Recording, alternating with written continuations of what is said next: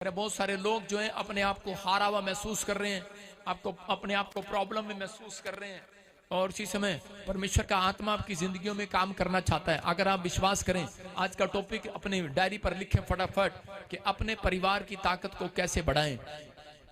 हो सकता है आपके परिवार में ताकत आपकी शैतान ने छीन ली हो, आपका पैसा घट गया हो, आप अपने बच्चों का पालन पोषण नहीं कर पा रहे हो सकता है कहता है आप कमा कर जाते हो और लेकिन घर जाते ही आपके फैमिली में आपके बच्चे झगड़ा करते हुए दिखाई देते हो, घर का कलेश आपका बढ़ रहा हो, पति पत्नी आपस में झगड़ रहे हो, पति पत्नी मुंह फुलाकर घूम रहे हो और इधर उधर बातें कर रहे हो, निराश हो रहे हो। लेकिन परमेश्वर कह रहा है कि आपकी ताकत जब आती है, कह रहा है जब आप एक रहते हैं। बोलो हालेलुया।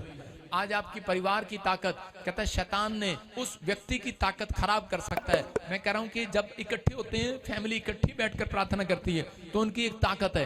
परिवार में अगर शांति है तो वो ताकत है, अगर पति पत्नी के संबंध अच्छे हैं तो वो ताकत है, अगर माँ बाप और बच्चे आपस में एक दूसरे का आदर करते हैं तो इसका मतलब आप एक ताकत है। परमेश्वर आपको वो ताकत बनाकर आगे लेकर जाना चाहता है और शैतान का टारगेट है कि वो माँ बाप की इज्जत कराना करा के वो छोड़ देते हैं बच्चे, कह रहा शैतान उनके पर अटैक करता है। हो सकता है आज आपके बच्चों पर अटैक कर रहा हो, आपकी पत्नी पर, आपके पति पर अटैक कर रहा हो, क्योंकि वो जानता है, कहता है अगर ये फैमिली एक हो गई तो उसी समय कहता है कि परमेश्वर से जो मांगेंगे ये मिल जाएगा। इसलिए वो हमेशा अटैक करने की कोशिश करेगा, आपकी बोल बाणी के द्वारा अटैक करेगा, आपके स्वभाव के द्वारा अटैक करेगा, आपके कह रहा के कामों को निराश करके आप पर अटैक करेगा, आपके बच्चों के द्वारा आप पर हमला करेगा, आपके पति के द्वारा पत्नी को ऐसी बात बोल देगी हमला करेगा जो चुभेगी, ऐसी बात बोल देगी वो चुभेगी, ऐसी बात बोल देगा पति के औरत को चुभेगी और वो टूट जाते हैं और निराश हो जाते हैं। क्योंकि शैतान को पता है आपकी ताकत आपके बच्चे हैं, आपका परिवार है, आपकी पत्नी है, आपका पति है, आपके माँ बाप है, इसलिए वो इन ताकत को खत्म करना चाहता है। लेकिन मैं कह रहा हूं कि अगर आज आप लाइव देख रहे हैं, जितने भी मुझे जितने ब्रांचों में लाइव देख रहे हैं लाखों लोग, आज फिर से तुम अपनी ताकत को, अपनी शांति को वापस पाने वाले हो। अगर तुम आज का वचन ध्यान से सुनो तो आपकी खोई हुई ताकत वापस आएगी, आपका खोया हुआ प्रेम वापस आएगा, आपके घर की शांति वापस आएगी, आपका पति वापस आएगा, आपके बच्चे वापस आएंगे, आपके परिवार में परमेश्वर वो शांति के दूत भेजेगा यीशु मसीह के नाम में। क्या आप तैयार हैं परमेश्वर से आशीष लेने के लिए? तो बाइबल बताती है हमें, कह रहा है कि अगर आप लोग समझे, अगर आप लोग परमेश्वर से आशीष लेना चाहते हैं तो पवित्र आत्मा कह रहा है कि अगर आप अपनी खोई हुई ताकत को वापस पाना चाहते हैं, वो है आत्मिकता में बने रहना। अगर आप आत्मिकता में बने रहते हैं तो परमेश्वर आपकी खोई हुई ताकत को वापस लौटाएगा। क्या आप चाहते हैं परमेश्वर आपकी ताकत को वापस लौटाए? क्या आप चाहते हैं परमेश्वर आपके ऊपर दया करे? क्या आप चाहते हैं अपने परिवार में शांति देखें?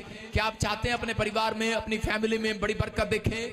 क्या आप चाहते हैं आप घर जाएं तो आपका पति आपसे प्यार से बात करे, हाँ बेगम कैसी है तू? क्या आप चाहते हैं आपका पति आपसे ऐसे बात करे, आगे तू कैसे बात करे? आप समझ रहे हैं कि नहीं?